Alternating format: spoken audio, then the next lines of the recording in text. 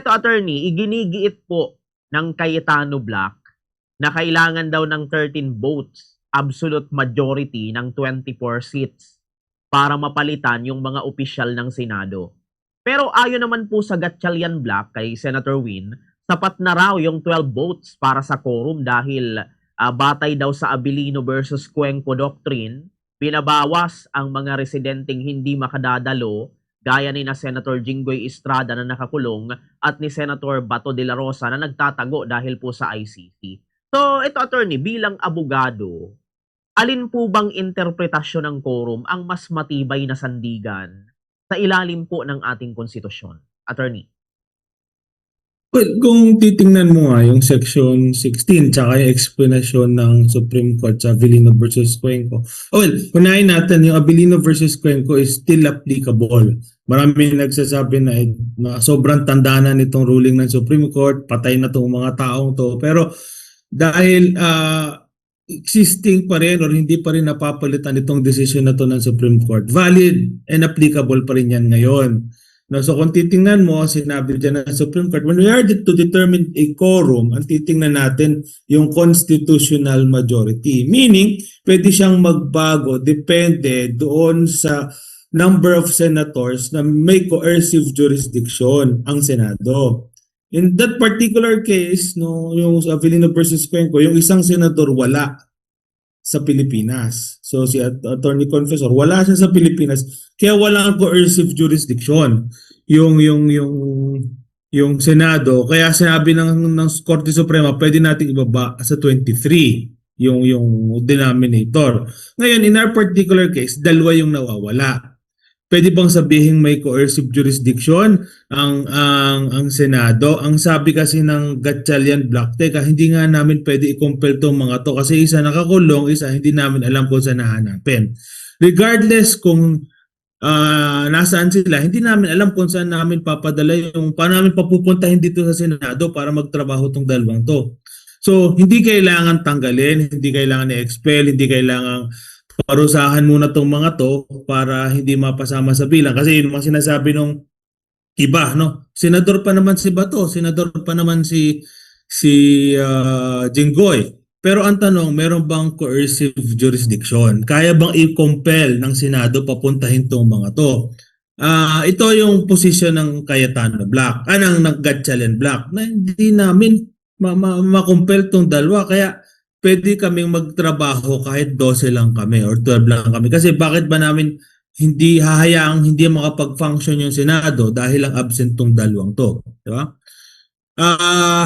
So, nandun pa rin. To do business, majority of the House or the Senate. So, tingnan natin yung 12 sapat na. Following the definition or the discussion in Cayetano, in Abilino versus Cuenco. Kaya pwede yung ginagawa nila ngayon. Pero again, para mas maganda sana, no, mas maganda sana at mas maliwanagan yung tao, sana may pumunta sa Korte Suprema para i-explain sa atin ang tama. Kasi yung Abilino versus Cuenco, again, outside the jurisdiction of the Philippines yung isang senador, nasa Amerika siya. Ito ngayon, assuming na narito si Bato sa Pilipinas, si Jinggoy nakakulong, does it satisfy the requirements na sinabi ng Supreme Court sa Abilino versus Cuenco na pwede kang magbaba ng number ng denominator in determining the quorum kung nakakulong or nagtatagoy isang senador, no? Mas maganda sana kung ma-explain yun ng Korte Suprema. Opo, yun, opo. Dito, Attorney Jericho, binanggit ni Senator Alan Cayetano na mayroon na daw tayong dalawang Senado ngayon.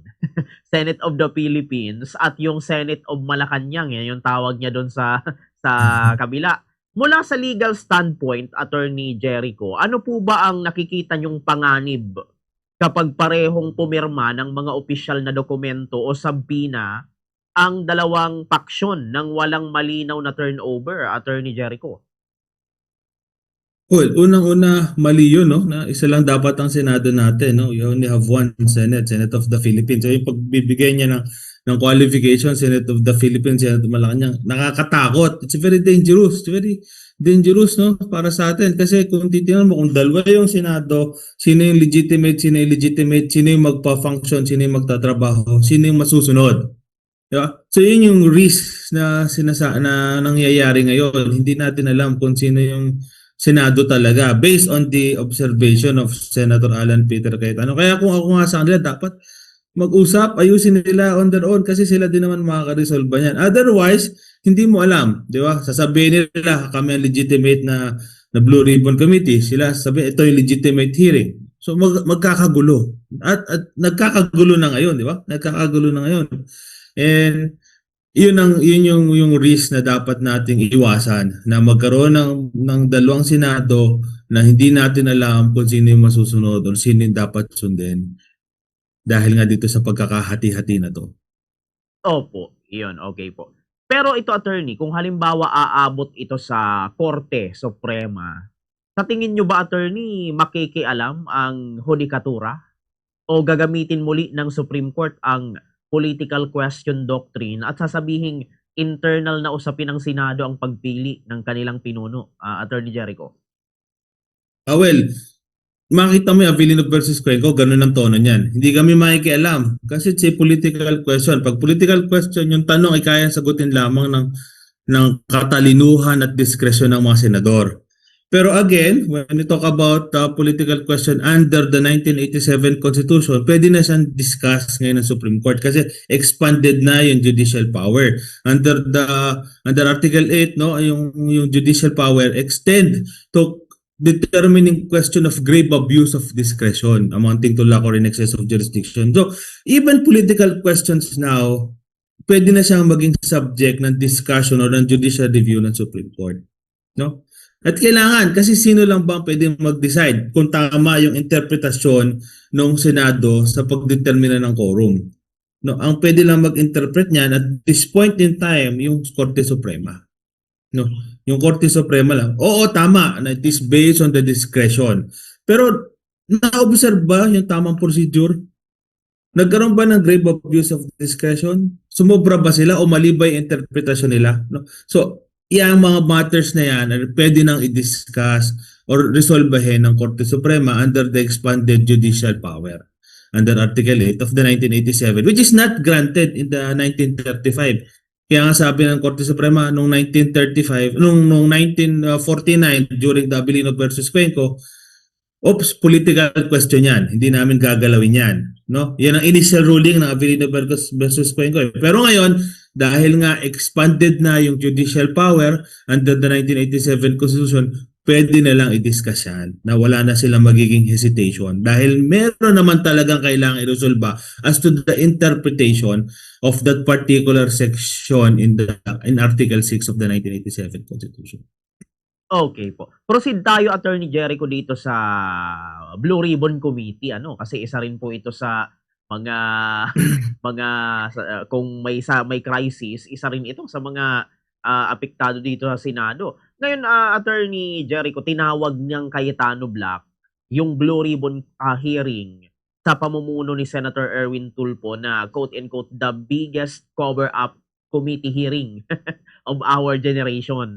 Sa kabilang banda, hindi sumipot yung 18 testigo sa hearing ni Tulfo at nanatili po sa opisina ni Senator Robin Padilla, kung hindi ako nagkakamali. Paano maaapektuhan ng sigalot na ito, attorney, ang legal na bigat ng mga sabina at ang mismong power to conduct inquiries in aid of legislation ng Senado, attorney? Kung nangyari na hearing ng Tulfo Blue Ribbon Committee, hindi siya ma-considered as a legitimate hearing. Ang sabi nga nila, it's a consultative meeting. Bakit? Kasi hindi na-satisfy yung membership requirement ng Blue Ribbon on that particular day to be considered as a legitimate conduct of hearing in aid of legislation. In fact, kailangan yata na at least 3 or 4 members of the minority to participate or to be member of the Blue Ribbon bago sila talaga makapag-constitute ng legitimate hearing, no? Kaya nga tinawag yung consultative meeting. So hindi pa siya pwede maging considered as a hearing na ginagawa na talaga ng Senado as a means to investigate or to aid legislation. No, ang nangyari ngayon diyan dahil nga may problema tayo as to the structure ng ating Senado, hindi natin alam kung sino yung talagang dapat sundin kung sino ang committee chairman, kung sino ang members ng Blue Ribbon. Mariresolve lang yan siguro after makabalik sila sa session sa July. Pero right now kasi medyo mahirap kasi hindi pa nabubuo mismo kung sino yung members ng Blue Ribbon. Although may chairperson na tayo pero kailangan nila ng members from the minority to complete the Blue Ribbon Committee and to function as a Blue Ribbon Committee. Kaya nga yung mga ginagawa nila ngayon, hindi nila pwede sabihin na legitimate hearing. Ito yung mga consultative meeting. Sabi nga yung Cayetano Blue Ribbon, press conference lang yan. Yung Tulfo Blue Ribbon, consultative meeting lang yan. Hindi siya pwede considered as a legitimate hearing in aid of legislation. Kasi nga kulang pa yung mga members na dapat bumuo dito sa particular na committee na ito. Opo. Dito pa, attorney, inihayag ni Senator Erwin Tulfo na kailangan niya ng kahit daw 4 na miyembro mula sa minority, yung Cayetano Black, para makapag-conduct ng official na hearing. Kung magpapatuloy, attorney, yung boycott ng kabilang paksyon, ano, attorney, yung legal na remedyo para hindi, quote-unquote, ma-hostage yung mga mahalagang investigasyon ng bansa, Attorney Jericho? Well, una, they can compel the members of the minority to attend. No, merong compulsion or ability to compel the minority or yung small number para papuntahin yung members ng na absent para mag-participate, no? Makita nyo, kaya nga yung tinatawag na coercive jurisdiction, diyan nagmumula yon, the ability to compel, the power to compel the members. So pwede lang sabihin yung Sergeant of Arms, hanapin mo si Senator papuntahin mo dito, pwersahin mo pumunta dito. Pwede nilang gawin yun to compel. Issue mo ng warrant of arrest kung kailangan, bakit hindi, di ba? Pero the other remedy, yung file ka ng ethics complaint, hindi ka pumapasok di parusahan mo, isuspend mo or parusahan mo, tanggalin mo kung kailangan. Tapos other than that, wala na discretionary na kasi yung pag-attend. Pero pwede sila i-compel, no? Pwede silang sabi ng paragraph 2 ng section 16 ng article 6, pwede mo i-compel yung mga hindi pumapasok to attend, to constitute a quorum and to do business.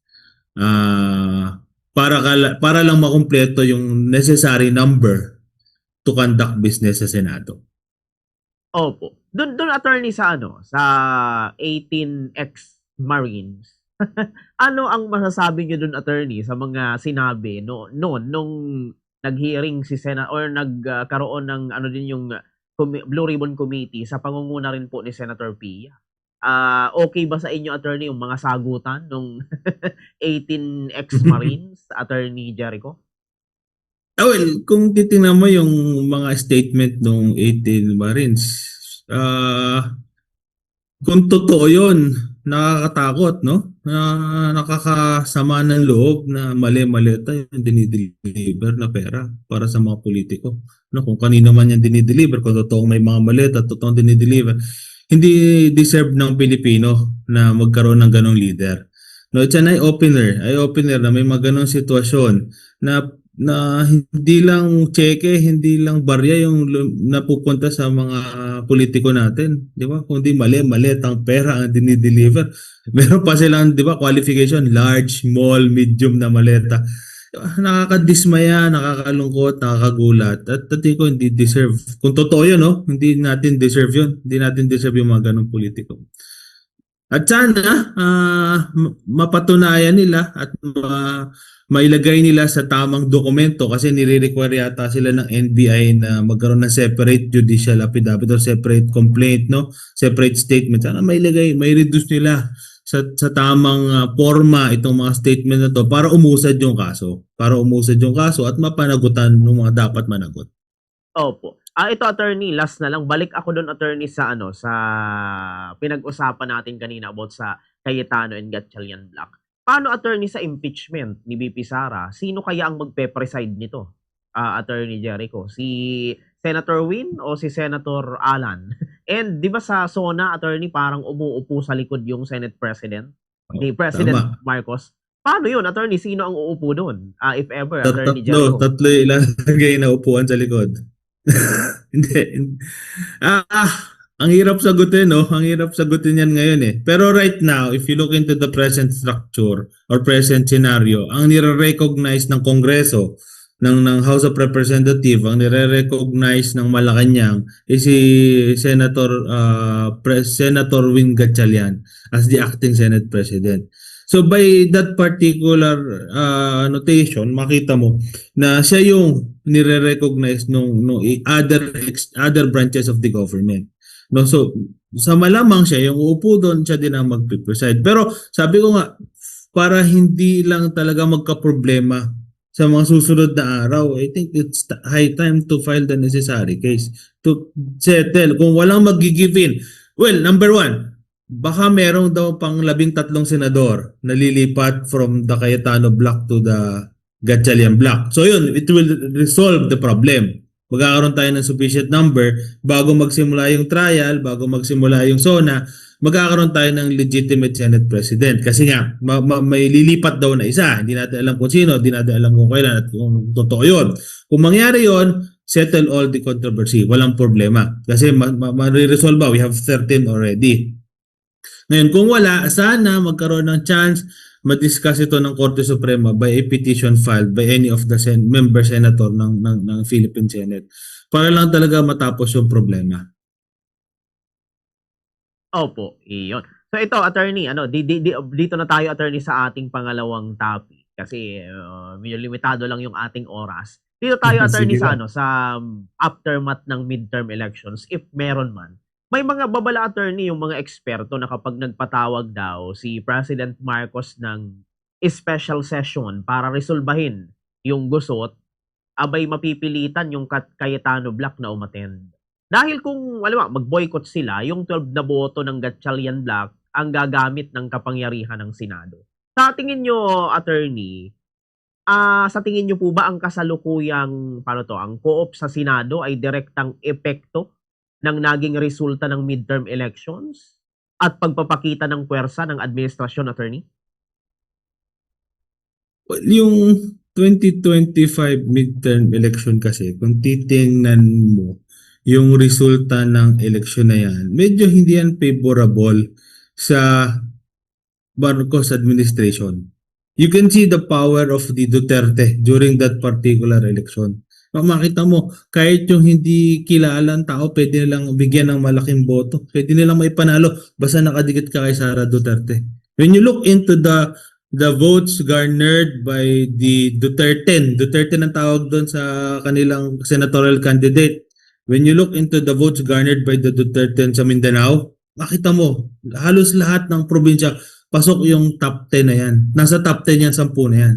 No, hindi nakapasok yung membro ng alyansa na ni Bongbong Marcos. And as to the structure of the Senate now, hating-hati yan. Right now it's 12-12. No, right at the present, including Jinggoy and Bato, 12-12 yan. Kaya nga nagkakaroon tayo ng problema. So doon makikita yung epekto ng 2025 election, nahati yung Senado. Ibig sabihin, nabawasan yung kapangyarihan o yung impluensya ng presidente sa Senado noong 2025 election. That's how I interpret. Makita mo kasi, in fact, yung mga kapartido ng presidente, talo lahat yan. Yung members ng Partido Federal, Manny Pacquiao, Senator Tolentino, tsaka si Benhur Abalos. Yan yung Partido Federal na mga kapartido ng presidente. Talo lahat yan. Hindi yan ay panalo. Sinong nanalo? Yung miyembro ng alyansa na hindi naman totally sumusuporta sa presidente. In fact, Camille Villar and Pia Cayetano are members of the alyansa ni President Aquino, ni President Marcos during the 2025 election. Pero nasa na sila ngayon? Di ba? Nandun sila sa Cayetano Block. Di ba? Nandun sila sa Cayetano Block. So makita mo, medyo mahina on the part of the administration or not favorable yung resulta ng 2025 election sa kanila. Not favorable. And it shows the power of Sara Duterte. Opo, iyon. Very well said, attorney. At eto, attorney, kasunod nung katatapos lang na halalan noong 2025, nakakita muli tayo ng mga petisyon at election protest mula naman sa mga natalong kandidato na kume-question po sa makina, transmission issues, and maging sa automated system ng COMELEC. Gaya nung nakita po nating summary dismissal sa ilang lokal na protesta kamakailan lang po. So dito, attorney, bilang election lawyer, ano ba ang pananaw ninyo, attorney, sa kasalukuyang standard ng Korte Suprema at COMELEC pagdating sa ebidensya? Sapat ba yung aligasyon ng technical glitch o malfunction para maging batayan ng malawakang recount, o napakahigpit na ng legal threshold ngayon para patunayan ang electoral fraud sa automated era, Attorney Jericho? Totoo yun, no? Maraming na-dismiss na election protest, no? Actually, sa COMELEC yata, isa pa lang yung nagkakaroon ng revision. Hindi ako sure, pero hindi, halos lahat na-dismiss. Ibig sabihin, hindi sapat yung ebidensya ang inirereklamo o pinagpapatiba yung reklamo or protesta ng isang protestant. Kasi ang requirement dyan is detailed specification of irregularities and anomalies. Detalyado dapat yung allegation mo na nagkaroon ng problema sa makina o nagkaroon ng dayaan. Dapat hindi siya basta-basta statement o allegation. Dapat meron kang ebidensya, meron kang affidavit na nagsasabi na, oops, teka, yung makina, mali yung ginagawang pagbilang. Oops, teka, yung teacher, siya ang nag-shade ng balota, dapat yung botante. Di ba? Mga ganun dapat yung allegation para maging sapat yung protesta. Ngayon kasi, mas pinaigting ng COMELEC yung pagbibigay sana ng sapat na ebidensya para patunayan itong mga irregular na ito. Otherwise, i-dismiss nila at i-consider na fishing expedition. But based on my experience as an election lawyer, yung mga nabuksan naming balota recently and in the past, usually tumutugma yung bilang. Kaya ang hirap ngayon patunayan. Kung nasaan ang dayaan. Kasi if you're going to say na may dayaan yung makina, dapat mayroon kang expert sa computer, sa technology, may expert ka sa information technology para mapatunayan na yung pagbilang mali or yung pag-transmit ng resulta mali. No? Kaya yun ang nire-require ngayon ng COMELEC. Kasi take note, makina na to. It involves science, it involves technology. So ang nagbibilang, ang nagbabasa ng boto ng makina. So you need to prove na yung sistema ang ginagamit nila ay mali ang ginagawa. Hindi yan tulad ng manual election. Makita mo sa sulat, makita mo sa handwriting, makita mo sa mga markings ng balota, may smiley, may scratch, may bura. Pwede mo patunayan na it's irregularity. Pero ngayon kasi, hindi mo mahirap patunayan. Nung once pinasok mo sa balota, hindi yun yung binilang niya. So nung nagkaroon ng random manual audit, may random manual audit ng COMELEC, binilang nila yung mga balota at tinugma doon sa resulta. Tumugma siya, 99.99% tumama yung resulta. So, pag magpo-protesta ka ngayon, napakahirap.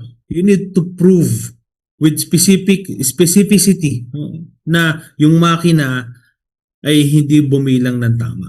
Or, ang isang ginagawa ngayon, yung bago magkaroon ng botohan. Ibig sabihin, na-tamper yung balota, iba yung nag-shade ng balota, iba yung sumulat, o iba yung nagpasok sa makina.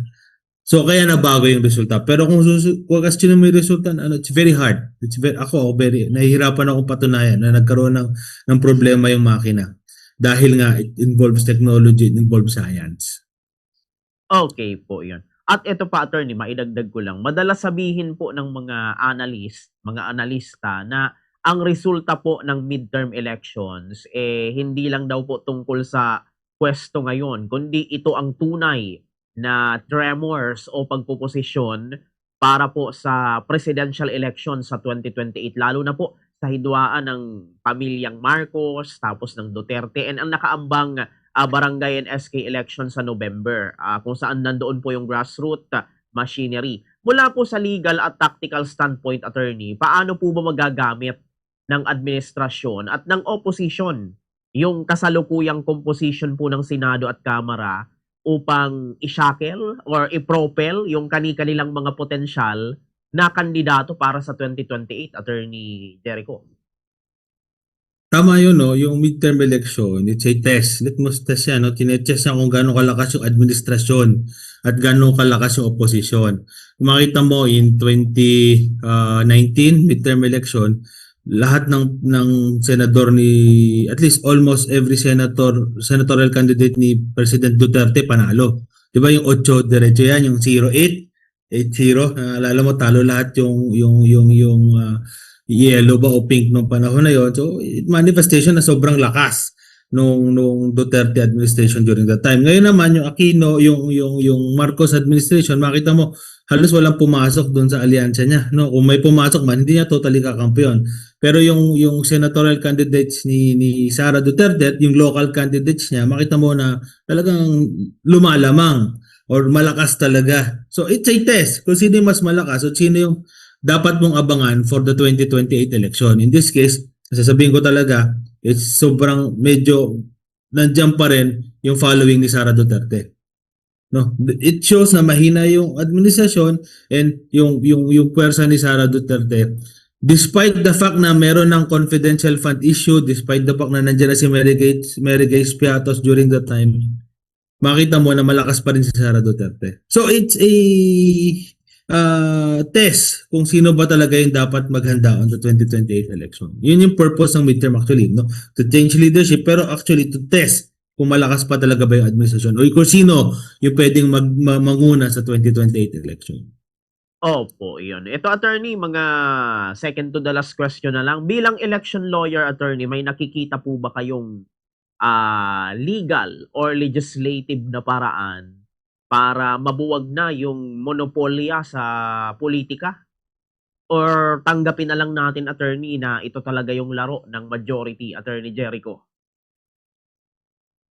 Well, ang lagi ko naman sinasabi, ang makakapagbuwag lang yung monopolya na yan, yung mga makaguluhan na yan is tayo din at the end of the day.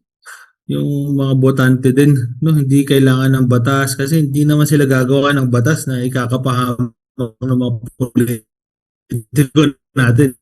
Makita mo, yung political dynasty bill nandiyan pa nakabinbin hanggang ngayon.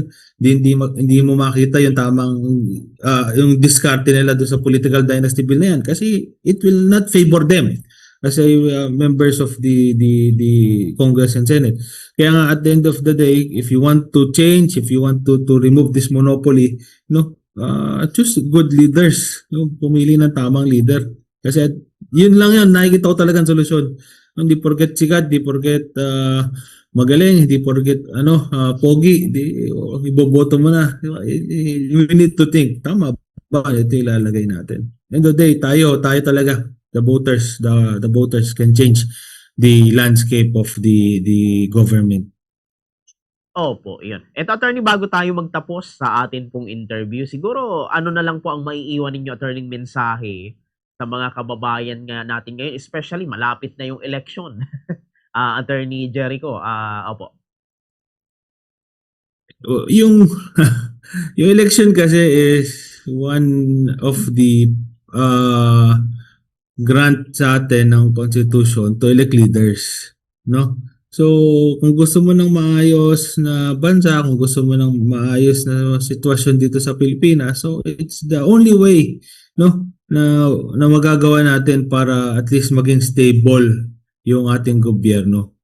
No, so again, ang panawagan natin lagi is bumoto tayo na hindi naayon sa sinasabi ng mga tao or hindi naayon sa social media, hindi naayon sa magkano ba ang kayang ibigay nito after para iboto ko siya, kundi ano bang magagawa nito para sa magiging anak ko? Ano bang magagawa nito para sa magiging apo ko? Diba? Hindi na lang sa atin kasi tayo lipas na pagdating na araw. Sino ba magsasuffer at the end of the day? Siyempre mga anak natin, mga apo natin. So, kaya ba nitong bigyan ng libreng edukasyon? Kaya ba itong libreng gamot? Kaya ba itong bigyan ng bahay, magiging anak ko? Or kaya ba itong gawing payapa yung sitwasyon in 10 years now? Or talagang manggugulo lang to? Or may alam ba itong gawin? Diba?